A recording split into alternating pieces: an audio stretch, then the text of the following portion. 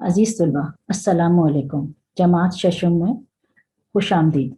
आज हमारे सबक का उन्वान है मलका कोहसार मरी। सफ़ा नंबर 137 पर इस सबक के अल्फाज मायने मौजूद हैं।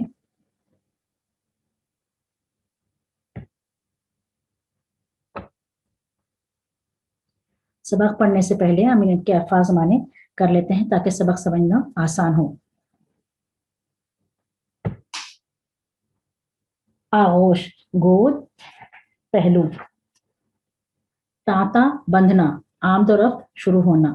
तवस्सुत से, वसीले से। खुनक ठंडा सर्द। साम्राज वो निज़ाम हुकूमत जो नो आबादियात पर अपना तसल्लुत बरकरार रखने के लिए कायम किया जाए। सहर अंगेज जादू का असर पैदा करने वाला। सुहाना दिलपसंद प्यारा। सयाह सैर करने वाला। लुभाना माइल करना। मबहूत हैरान। महवर मरकज। मुसाफत दूरी। मलका कोहसार पहाड़ों की मलका। नबर्द आजमा लड़ने के लिए तैयार। यक बस्ता सर्दी से बर्फ की तरह जमा हुआ। अब हम अपने सबक का आगाज करते हैं। मरी पंजाब का तारीखी मुकाम है। ये जिला रावलपिंडी में शामिल है। रावलपिंडी के शुमाल मशरिक में गाड़ी की तकरीबन 1 घंटे की मुसाफत पर वाक़ है। समंदर की सतह से इस सेहत अफजा मुकाम की बुलंदी तकरीबन 7,500 फीट है। यहाँ अप्रैल से नवंबर तक अच्छा मौसम रहता है। अलबत्ता दिसंबर से मार्च तक शदीद सर्दी पड़ती है। दिसंबर के आखिरी अशरे से लेकर फरवरी के इब्तिदाई दौरानिया शदीद बर्फबारी का जमाना है। इस दौरानिया में मरी में यक बस्ता मौसम का राज होता है। सर्दियों में भी यहाँ खूब रौनक होती है। जब सारा इलाका बर्फ से ढक जाता है तो मुल्क भर से बर्फबारी का मंजर देखने के शौकीन यहाँ पहुंच जाते हैं। मरी में सर्दियों की शाम बहुत खूबसूरत होती है। बर्फी कुमकुमों की रंगारंग रोशनी में यूं महसूस होता है जैसे आसमान से सितारे जमीन पर उतर आए हैं। दिल फरेब खूबसूरती और दिलकश नज़ारों की वजह से मरी को मलका कोहसार कहा जाता है, यानी पहाड़ों की मलका। गर्मी के मौसम में सर्दी की मरी की खुद हवाएं लोगों को अपनी तरफ खींचती हैं। पाकिस्तान के मुख्तलिफ इलाकों के रहने वाले गर्मी पड़ते ही मरी का रुख करते हैं। मरी पाकिस्तान भर के पुरफजा पहाड़ी मकामात में से निहायत मारूफ और खूबसूरत सैरगाह है। गर्मियों के मौसम में हर दूसरे तीसरे रोज बारिश होती है, जिसकी वजह से मरी का मौसम बड़ा सुहाना होता है। इस्लामाबाद से मरी की तरफ जाएं तो रास्ते के दोनों तरफ मौजूद चीड़ और सनोबर के ऊंचे और खूबसूरत दरख्त सयाहों को खुश आमदीद कहते दिखाई देते हैं। तरेट के मुकाम से आगे निकलते ही मरी का दिल फरेब मौसम आने वालों को अपनी आगोश में ले लेता है। बल खाती सड़क और थोड़े थोड़े वक्फे से आते पड़ाव सयाहों की मबहूत कर देते हैं।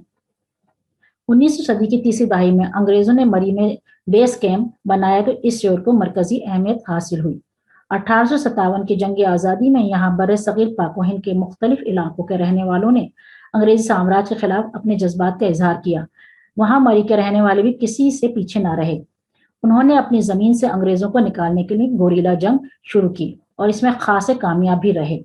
लेकिन जब मजमूई तौर पर बरसगीर पाक व हिंद में 1857 की जंग आज़ादी में मुसलमानों को नाकामी हुई तो अंग्रेजों को मरी में कदम जमाने का मौका मुयसर आया। जब तक अंग्रेजों ने जंग आज़ादी के मुजाहिदीन को मुख्तलिफ नौइयत की सजाओं से गुजारा तो इस खत्ते के उन फर्जंदान को तो दम किया गया जो अंग्रेजों के खिलाफ नबर्द आजमा रहे।